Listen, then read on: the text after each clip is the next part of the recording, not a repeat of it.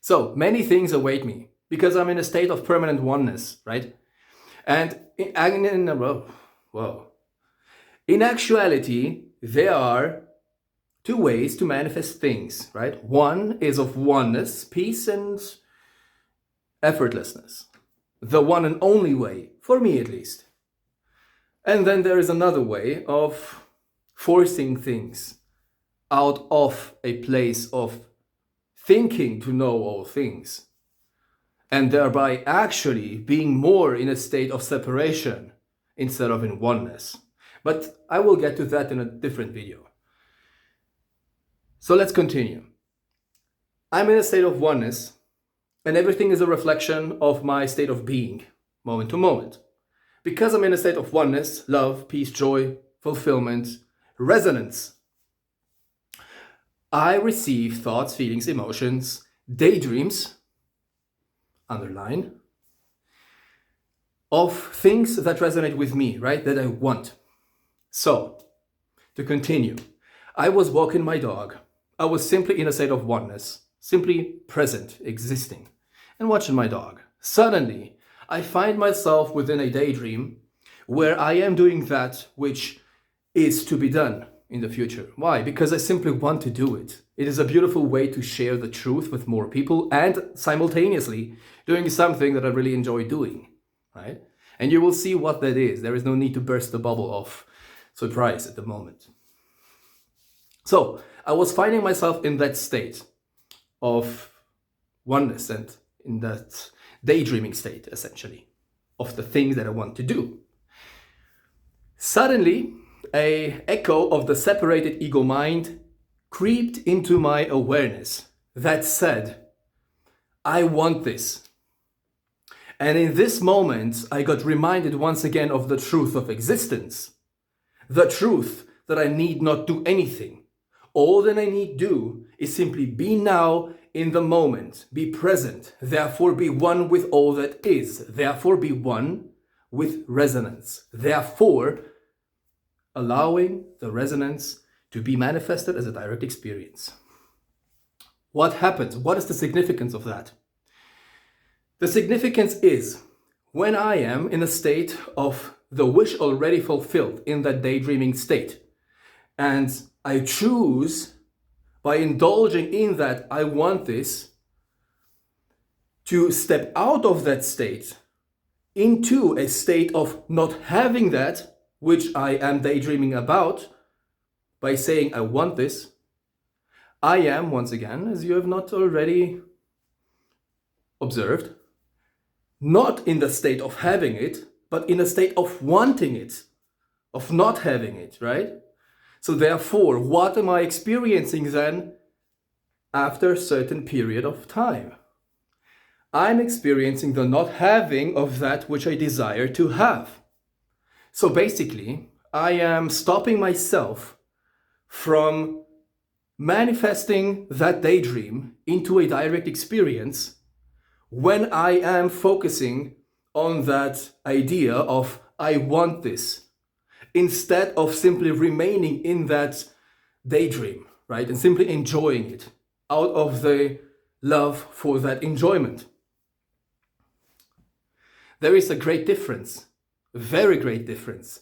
And essentially that is how we are holding ourselves back, or we are holding our desires back from getting them, from manifesting.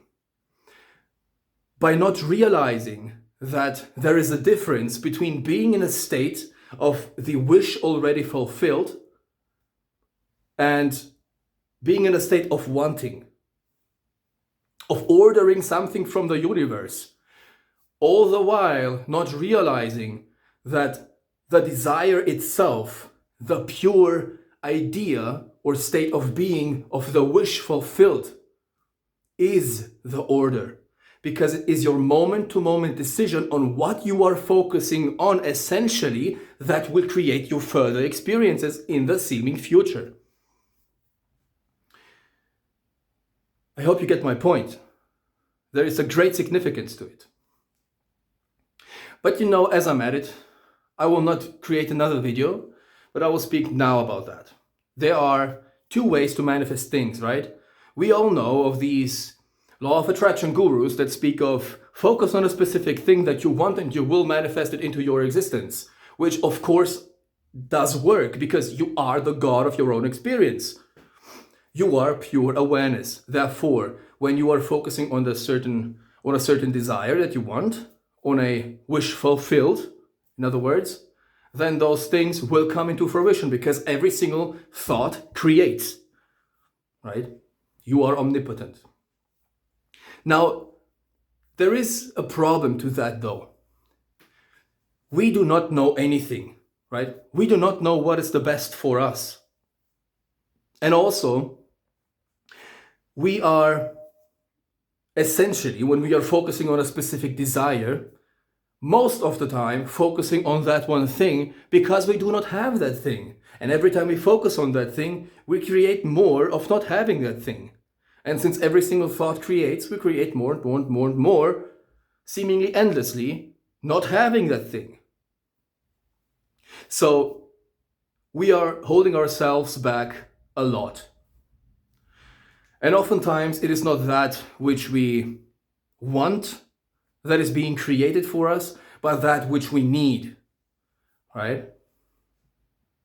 So therefore, oftentimes we do not receive the things that we desire to receive in the moments that we desire to receive it, in the moments or in the way that we have, visualized it, to experience it. And that creates more resistance, right? Because now I'm sad because it didn't happen exactly as I want. So there are many things that kind of get in the way to that. It is not a way of manifesting things that is of peace, truly. It creates more resistance than peace, in my experience personally. I also had experiences where I focused on certain things, like, for example, picking up euros from the ground, and 2 or 3 days later, a strong wind blew 110 or 102 euros before my feet, or in front of my feet, regardless. It was really cool. This experience was actually one of the greatest experiences that I had with manifestations that had led me or strengthened my belief in the oneness of all things. And this was in the very beginning of my journey. So it was really cool. It can work, it does work. It is all a matter of basically letting go of the attachment to that desire, right? Not insisting of it happening in a certain way, but rather having a certain idea in mind, focusing on being already in that state of having that wish fulfilled, and then simply going about your day without thinking about it, right?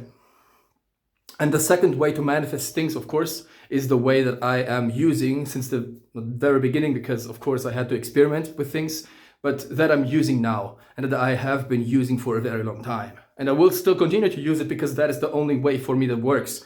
And this is the only way that will, for you, work, that will create the greatest sense of peace and oneness within you. And that way, as I have already hinted to, I guess, in the beginning of the video, if I remember right, is to simply be in a state of oneness. Simply be present. By being present, you are in a state of resonance. By being in a state of resonance, you manifest thoughts, experiences, emotions, feelings that are of resonance, that you desire, right? That you want to include in your experience. So, since every single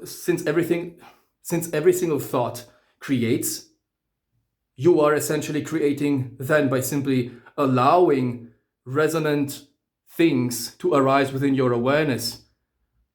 You're creating those experiences to be directly experienced. And you're not holding on to them.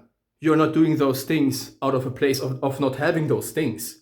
You are in a state of infinity, of infinite abundance, of love, joy, peace, all that is good, holy, and beautiful. The cream de la cream. And out of that state, you are then manifesting things. Out of that state, daydream after daydream after daydream after daydream arise, if you will. And you're not holding on to any of those. You are simply minding your own business, being one with yourself. And therefore, you have no resistance whatsoever to the things being actually manifested as a direct experience. And you do not even have to think of things that you want, because those things arise automatically, out of the core of your being. And oftentimes, most of the times, actually, things will arise that you like a lot, right? That you love a lot, but you didn't know that you like it that much. But still, you're not holding on to a specific outcome. You're not holding on to not being that, or being there, I mean. You're simply enjoying your life. You're simply being one.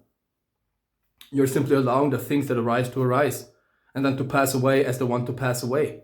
Going about your day, creating more and more and more of the goodness that resonates most with you, and therefore create more and more a reflection of yourself, which is heaven, as a direct experience within this plane of existence.